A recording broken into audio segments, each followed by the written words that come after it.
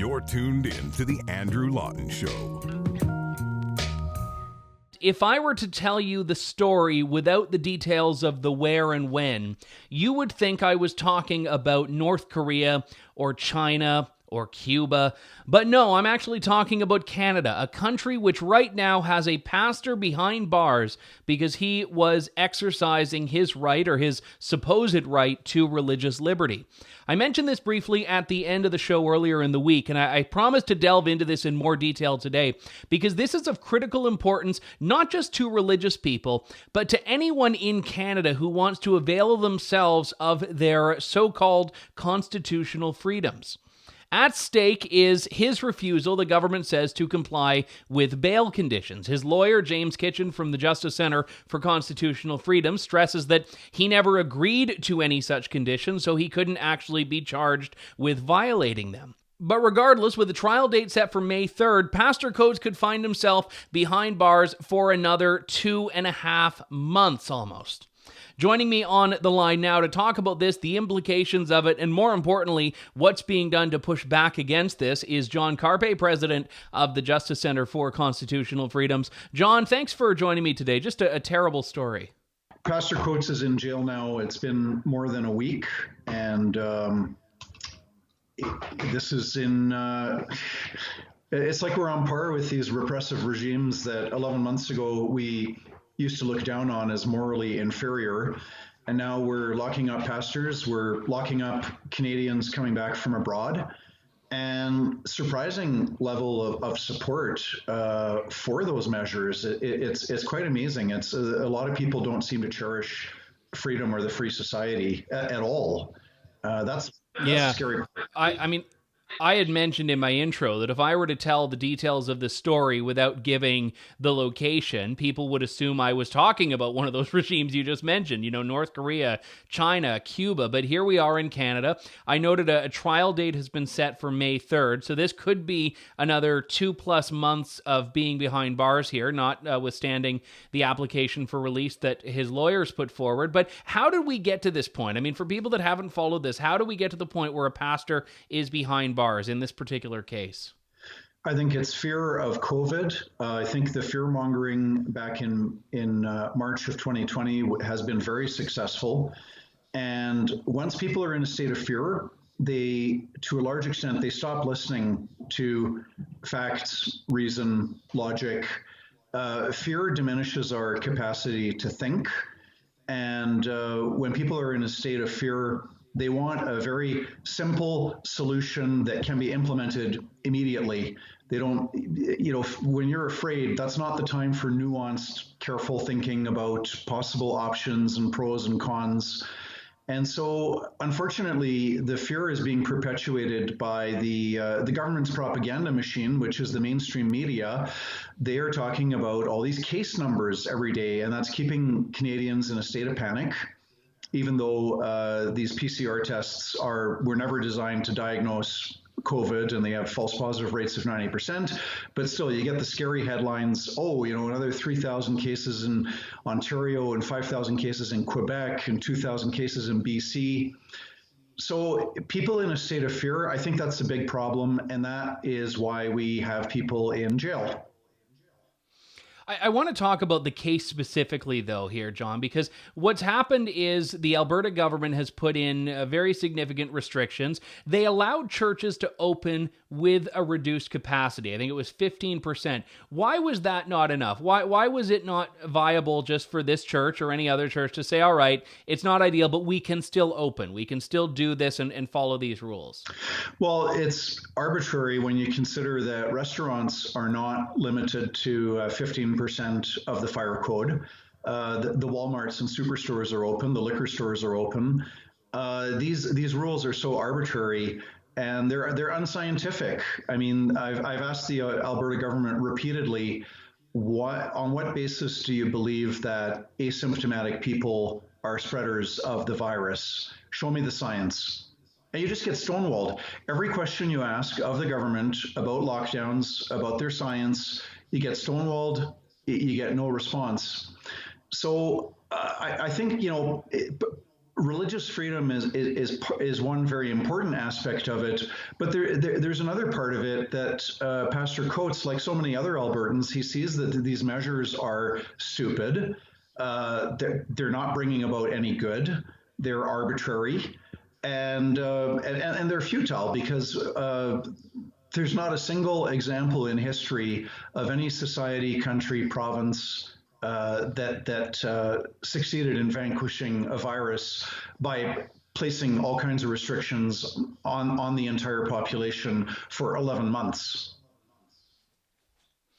With Pastor Coates' case, he is being accused of violating bail conditions. Now, I know that your lawyer, or not your lawyer rather, but I know that at your organization, James Kitchen, who's taking up this case, has argued that he never agreed to any conditions. Explain this, because I think this is an area where the mainstream media is distorting a little bit about what's happening.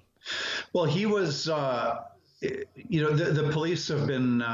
the health authorities and law enforcement, and I think including in some cases police as well, police and health authorities have been harassing the church for many months. And at one point, the police said that the pastor had made an undertaking, a solemn promise to refrain from having normal church services as opposed to the government restrictions.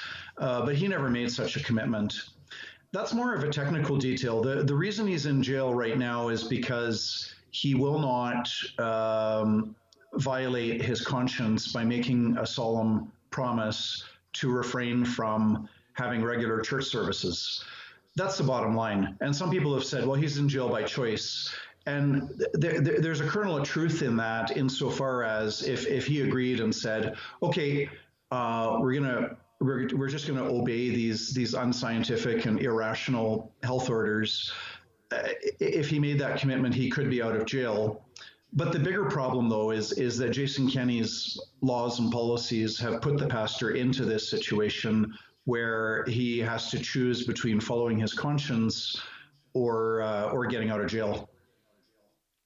Now, those two things in a society that values or says it values religious liberty are not supposed to be in conflict, to follow the law and follow your conscience. Yet here we are. But and Alberta's Premier Jason Kenney gave a speech back in 2014 to lawyers in Toronto, and was all about St. Thomas More and conscience rights and the spirit of the age and resisting the spirit of the age. And right now, the spirit of the age is saying that everybody must participate actively and enthusiastically in this futile quest to get rid of a virus. And if you don't participate, well, shame on you, you're a bad person, and you could end up in jail. And so it's kind of ironic that Alberta's premier was the big defender of conscience rights and has a reputation that way. And now in Jason Kenney's Alberta, we've got a pastor in jail whose conscience is telling him that the pastor's conscience is telling him that he should obey God and not the unjust law that's not grounded in science. You and I have talked about this in the past. One of the great challenges in constitutional cases in Canada is that as clear as the constitutional right to religious practice and right to assembly is there, we also have the so-called reasonable limits section of the Charter, which often is used to circumvent a lot of these other liberties. And I guess the question is, when arguing this, how much is the court licensed to just say, you know what, it's a pandemic, we've got to be careful? Well, I think that goes to the heart of the evidence that the government's not putting forward. It goes to the heart of the fear-mongering in March. I mean, in March of 2020, not March next month. COVID is real. People are dying with COVID, and but the fear of COVID is exaggerated, and it's unwarranted, and it's unnecessary. And one good thing about the court actions, and we have several on the go: British Columbia, Alberta, Manitoba. We are going to force the government to have to explain itself and come up with the science, and the government's going to be forced, rather than just asserting, oh, the virus is really deadly, it's really scary, the lockdowns are working, the lockdowns are saving lives. Rather than just making these assertions, the government's going to have to back everything up with evidence. And even if we lose these court cases, it'll be interesting to see governments for the first time having to actually produce evidence to back up their claims. One of the things that the government used very early on in this is, well, we don't know, so we need to be excessively broad and really cast a very wide net as we learn more about this. In your legal assessment, does that fly? Caution without evidence? Yes, on a temporary basis. But not a year in. And not when we've got all the facts. We know 11 months later, we know that the vulnerable population is, somebody say 82 years old in a nursing home, already dying of cancer, heart disease, emphysema, diabetes, etc. So if you're in a nursing home and you're already dying, COVID's going to shorten your life by 4 months or 6 months or 8 months. However, we also know that children, youth, teenagers, 90% of the population, your chance of getting killed while driving a car is much higher than your chance of getting killed by COVID. So we know the facts, and in a courtroom setting, the government is going to have to produce these facts and then try to explain why we should all be afraid based on the facts. As far as Pastor Coates goes, am I correct that he is behind bars until May 3rd unless some court intervention happens that releases him prior to that? Yes, he would be. As things stand right now, he's got to be locked up for the next 8 weeks or so or longer. Wow. However, we're filing an appeal in the Alberta Court of Queen's Bench to secure his release, and we will. That application will hopefully be heard fairly soon, like in the first week of March, hopefully. So we're hoping to get him out of jail before the May 3rd trial. That's the goal. Has there been any documented outbreak of COVID at this church? I'm curious. No. So it's not even like the government is responding to something that was a demonstrable public health risk. No, and I've Dina Hinshaw, the chief medical officer in Alberta, was asked what scientific evidence is there for treating churches differently from, say, restaurants, and she had none. All she had was just anecdotal evidence and said, well, last July there was a conference somewhere and there was an outbreak. It's like, okay, so she doesn't have scientific evidence to back up why churches should be treated differently from restaurants. And that's the same argument in British Columbia in our court case. The government there is treating churches different from restaurants. And the government has no evidence that there's outbreaks in churches. One of the big challenges, and I'm sure you've probably had this problem as well, John, is that I have not been able to just keep track of how many different, what I would say are violations of liberty are taking place. I know earlier on it was businesses that were being hit with lockdown fines, and then churches that were being given these orders, and businesses. And I mean, how are you keeping on top of this? Because I know that you've had to turn down cases because there are just so many of them. We have right now well over 100 ticket cases, which are where somebody, got $1,000 or $1,200 or more ticket just for peacefully exercising their charter freedoms of association and assembly and so on. Mm-hmm. So we have over 100 of those. We've got very large court actions in Manitoba, Alberta, and British Columbia. And then apart from the lockdown stuff, we have all of our other court cases on, religious freedom and free expression and campus free speech. So we need to hire another 2, 3, 4 lawyers as soon as possible to. So it's just. Well, if you're a lawyer with a penchant for civil liberties listening in, you've got the all call there. Send John your resume. It's funny when you talk. I mean, it's not funny actually, but when you talk about these lockdown things, up until a couple of months ago, when we were seeing people get these fines for $800, $900, $1,000. There was, I think, a sense that, a lot of these are not going to stand up in court. That was the belief, and you still need to fight them, but the belief was that these things are absurd. We're not not talking about something that can just be ripped up here when you've put a man behind bars. And that, I think, is the great injustice here, is that if you get a ticket for $1,500, there's an appeal of that. You don't have to pay it if you're fighting it. You can never get 2 months of your life back that you were put behind bars for daring to exercise your religious liberty. Well, this would be like, somebody that's getting a lot of speeding tickets, and then the government says, well, we're going to take away your right to drive because you might speed again. Like when you get a speeding ticket, the officer doesn't ask you, do you solemnly swear that you will never speed again? I mean, if he does ask you that, it's redundant and you don't have to answer it.